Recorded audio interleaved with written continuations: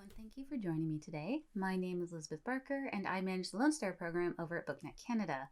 Today I'll be speaking about what's new and exciting for Lone Stars in a presentation titled Lone Stars, for your information, because we've been around for 4 years. Since 2016, April, if you'd ever like to send a birthday card, Lone Stars has served as a reader advisory tool for Canadian libraries.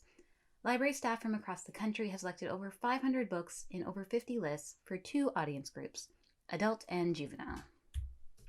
And these books have been used in library displays, they've been selected for book clubs, shared every month in the Toronto Star, Quill and Choir, and other news media outlets. Our monthly posters have been downloaded and shared with patrons throughout Canada, and in some European municipalities, apparently. We've also provided recommendation booklets for book clubs and readers, which are available on our website. Also on our website are access to our badges, logos, and other marketing materials for library and publisher use. Online, they've been liked, shared, commented on hundreds of times, and if library staffers ever need a warm fuzzy, just come in and check out our Twitter and Instagram feeds, which I know seems weird and against common sense, but really it is a safe, happy place. Authors say some wonderful things about you. So I like to think that because we've been around for 4 years, we're known throughout the land. But for those who are watching this in order to learn something new, here's a quick rundown of what Lone Stars is and how it functions. So Lone Stars is a reader advisory tool for Canadian libraries, as I said. Each month we ask Canadian library staffers, that is anyone employed in a Canadian library system, to log into Catalyst and recommend the forthcoming books that they deem essential for Canadian libraries. Those recommendations are tallied and the top 10 are presented in list form a month before pub date.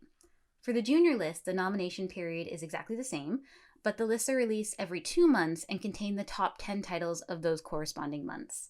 And we've kind of showed the process in a sort of infographic. That's not really an infographic, but we want library users to sign in to Catalyst, discover books, recommend those that they deem Lone Star appropriate, and then repeat the process as many times as possible.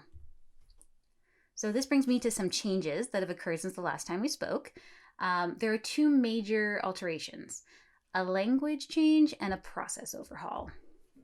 So for language, we have changed voting to recommending. And this means that instead of asking library staff to vote for their favorites, we're asking library staff to recommend books that they think should be in Canadian libraries. And we did this for 2 reasons. So 1, Lone Stars isn't an award, it's an endorsement. And using the term voting kind of added some confusion to this principle. We heard from many library staffers that they were hesitant to vote because they felt they had to know the book inside and out in order to champion it, and that they were also supposed to rely on their personal preference instead of their professional outlook. And I think this is one of the reasons we started seeing a lot of ineligible titles sort of coming through. And by this, in this instance, I mean books that had been published before and were most of the time just being reissued. And I think this happened because library staff knew and loved these books so much, but most of them had been out for 70 years. So it's not exactly in the forthcoming realm. So to library staffers, please note that you do not need to know the book inside and out in order to recommend it. We know you're busy. We know there's only so many reading hours in a day.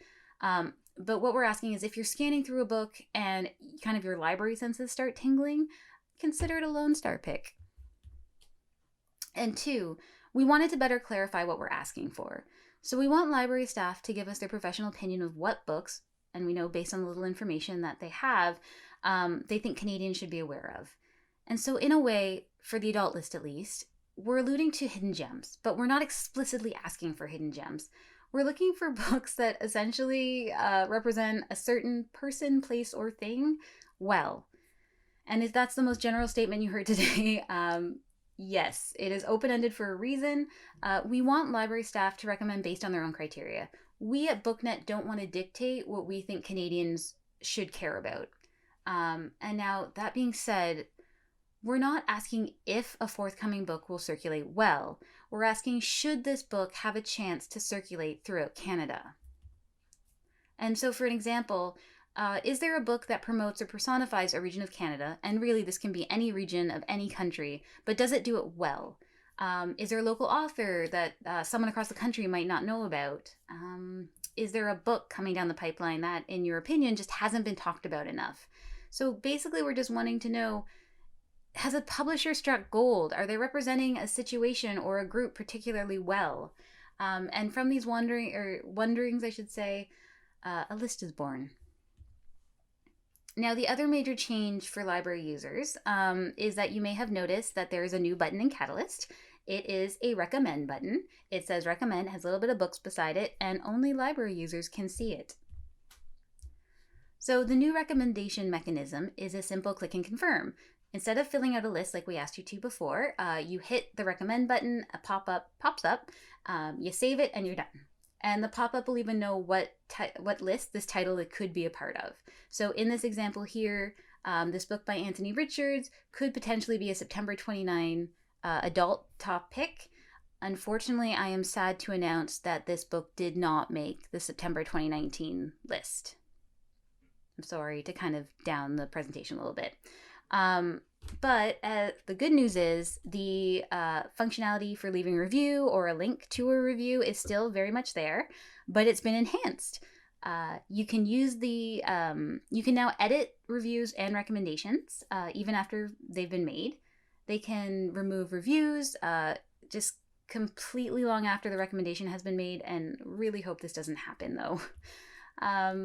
Once a recommendation has been made, the button transforms to recommended and has a check mark, but it's still active. Users can always click on it again to edit their reviews or remove the recommendation altogether, which we really hope doesn't happen. Now, the question of how to find the books will be covered in my colleague Carol Gordon's Catalyst presentation, which I highly recommend you go and watch immediately after this if you haven't already. But I'd like to take a moment to speak about how to choose those books within Catalyst. And to do this, we need to call on the publishers. Hi, publishers. How's it going? We consistently hear from library staff that they love to review using physical books, but that the timing is off. Now, sometimes they either don't receive the ARCs, the advanced reading copies, before the nomination period ends, or sometimes they're not being produced at all. And so because of this, we'd like to highlight what we think is a wonderful compromise, which is Catalyst samples and excerpt feature. So all the publisher needs to do to make this happen is take a chapter or two from anywhere in the book, turn it into a PDF, and send it to BibliShare. Now you're probably asking, why should we do this? Well, there's a couple of reasons. So the tone of the book can be relayed in just a few pages. While descriptions are wonderful, wonderful marketing tools, boiling down a 300+ page book into a 3-paragraph description may kind of dull the flavor of your book a little bit, especially if it's more of a general category like fiction or a highly published category like mystery and detective. Providing samples gives library staff kind of a whiff of the contents in a quarter of the time. Ideally, samples will give sense of pacing, character voice, setting, etc., all things that could end up in a book report or influence a recommendation. Reading level is actually another thing that can be told. So this is mostly for juvenile titles, but there is a difference between what the reading ages a publisher gives and the age range a library accepts. It's true that many libraries recategorize collections based on their own internal criteria. Sometimes they actually ignore it altogether. And this, I'm looking at 1 to 99, not a thing. Now, while Lexile and other standardized reading measurements are a possible solution to this, they take time, and waiting for them could actually make you miss out on your own nomination period. So letting library staff decide for themselves may be the difference between a click and no click. And that being said, please note that for our purposes, a few interior images more than suffice for picture books, but our junior list also includes middle-aged and YA titles, so samples are actually very beneficial for those types of books. And kind of moving over to nonfiction, the structure, or it gives kind of a better sense of thematic or subject approach. Now, there's 2 ways to kind of relay this. A sample is, of course, the most recommended because it kind of gives a more immersive experience, but if it's easier or you're more comfortable with it, Catalyst does accept table of contents on their own. So if you'd rather just provide a table of contents to kind of show library staff what the book is about and what how it covers certain topics, you can also send that out and it will be made available on the same page. And then library staff can read and actually recommend in the same session. Now, the most important part to take away from this is please make the samples available early. The earlier, the better. The recommend button appears the moment an eligible ISBN is loaded into Catalyst, and we'll kind of circle back to that in a minute about what makes a button appear. But ideally, a sample should be provided at the same time. And we find on average that library staffers are recommending about 3 months before pub date, which in Lone Star terms is 2 months, because we publish a list a month before pub date, so nomination period ends. Now, when it comes to ARCs, though preferred, this does not give much time to mail, receive, read, and recommend. Most houses publish ARCs at the 2-month mark, so already that's kind of not useful for this situation. We know that they're produced on strict timelines, and we're not asking you to produce them faster, which is why, sort of to solve this issue, we're hoping that we'll accompany a sample even before all your metadata is assembled. And this sounds crazy, right? Ill-advised? Impossible? Good news! Nothing is impossible if you build sensible rules! And we would have made the worst songwriters of all time. So you don't have to wait until your metadata is all neatly assembled in one place before exporting it out into the world. You can add bits and pieces in Catalyst as you go, and then once you have very full, very valid Onyx record, you can overwrite your Catalyst creation and share the same data everywhere. It's a wonderful system. But a little known fact is that you can actually build a book in Catalyst using the edit title functionality once an ISBN has been uploaded. And these are only for books that you own. So if you're going through a third party, they would have access to this. For more information, please contact the Catalyst team. We mention this because library staffers only need a few pieces of key information to make their decisions. So they basically need title, author, pub date, BIZAC and thema, which should always be together, even if one is not shown. Please send both. A CA price, which is actually more for our reasons than anything else, a sample, and most importantly, a cover. This is something that might blow your mind a little bit. It definitely blew ours. Book experts do judge a book by its cover. I know, right? I hope you were sitting down for that. Even if you just send a bright neon background with the words title coming soon in a readable font, this is something that is recommended because they're looking for something that will stop them from scrolling. So what did library staffers stop scrolling for this year? This is my favorite part of the presentation, some light stats.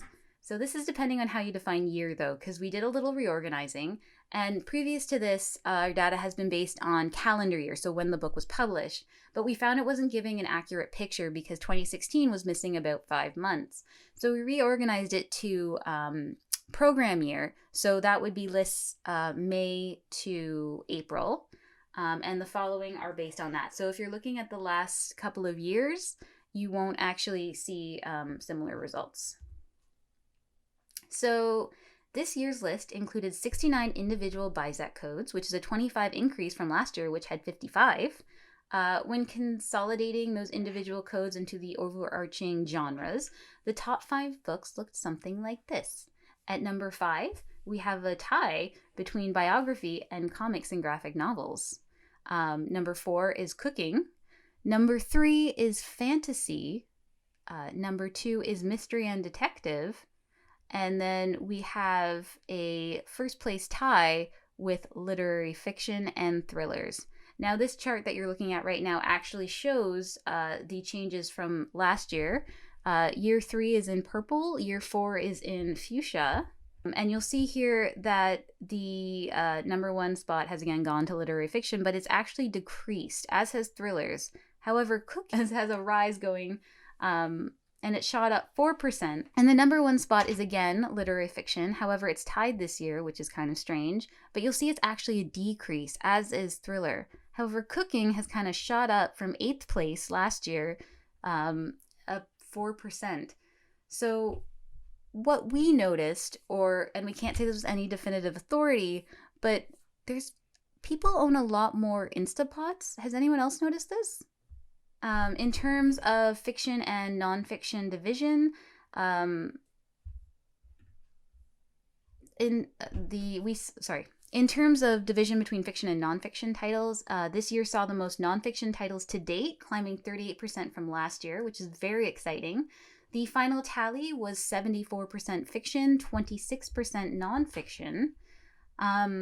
Our number one individual BISAC code for fiction was, of course, literary, containing 13.6 of the list. However, our nonfiction, there was a three-way tie between biography and autobiography, personal memoirs, and women, and also cooking methods quick and easy.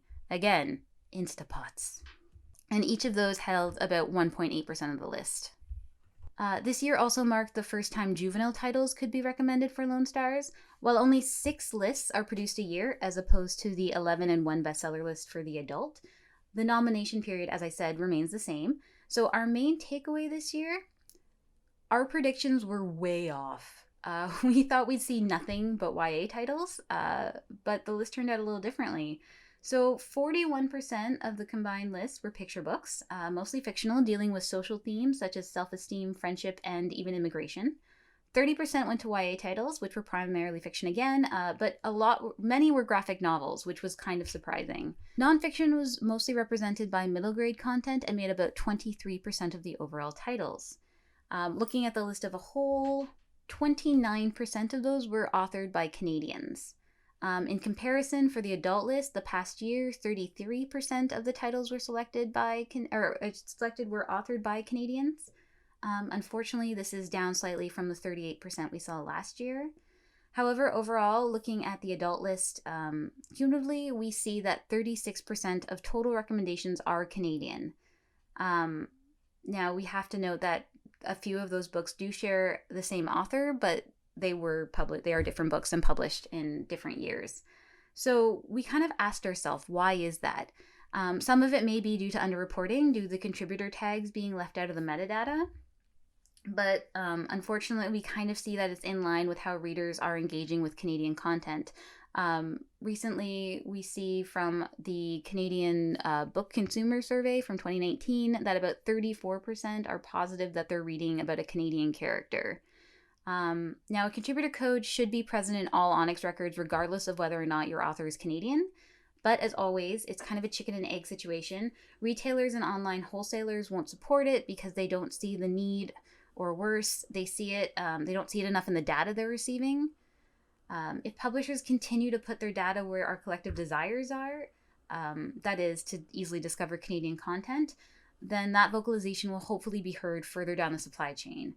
For our part, Catalyst is now supporting more contributor information using Onyx 3.0 data, including author hometown and regionality, in an effort to make this information more transparent. And we hope that publishers will keep sending us this data and use it more regularly in further forthcoming front list titles. Now, speaking of desired data, another change we implemented this year was when the button actually appears, and that's entirely based on the metadata. So we wanted to provide some fixes to common errors we're seeing that we believe could be preventing the button from appearing on an eligible title. Language. So the language component is most useful if you think of it as answering this question for retailers. Who are you trying to sell this book to? And the answer should be to people who can read the language of the text. Now, most of the time, this is fairly straightforward. It's English, so you want to see it in English language markets. But what if you want to sell it to English language markets, but the text is in a different language, such as beginner books for English speakers learning French? Well, there, the book is meant for English speakers. The subject of the book is instruction in French. Now, retailers know how to sell this book to English speakers because the language composite told them that they're supposed to sell it to English speakers, as opposed to being sold in Russia, where French is not a native language. But, and this is a big but, if your book is entirely in one language, let's say Spanish, but you want to sell it on the English market, do not say it's in English. There's a whole other place for that, and I will direct you to Tom Richardson's fantastic language FAQ for both 2.1 and 3.0. It is all you will ever need with tackling the language composite. Next, I'd like to talk about audience range. So like we said earlier, what publishers put in their metadata may not match what libraries actually enter into their systems. And a good rule of thumb when coming up with your age range is do not put one if it's in an adult book, only juvenile. Adults don't need to be told what they should be reading. Genre pretty much does that for them. So when you are doing juvenile books, there are two components that you must always include. The interest age, which conveys the book's contents, topic, and style, generally match the abilities of a typical child within that age range, and the reading age, which is a technical measure of the book's complexity.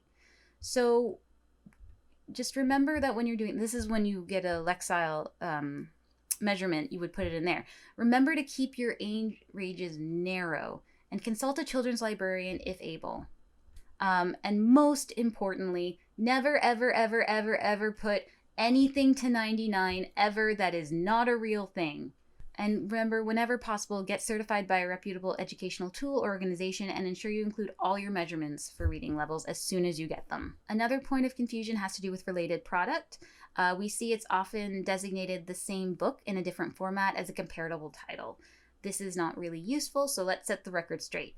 If your book has published before in a different format, that ISBN is not similar because it's exactly the same, just the same book with a different binding. So it should be listed as alternative format.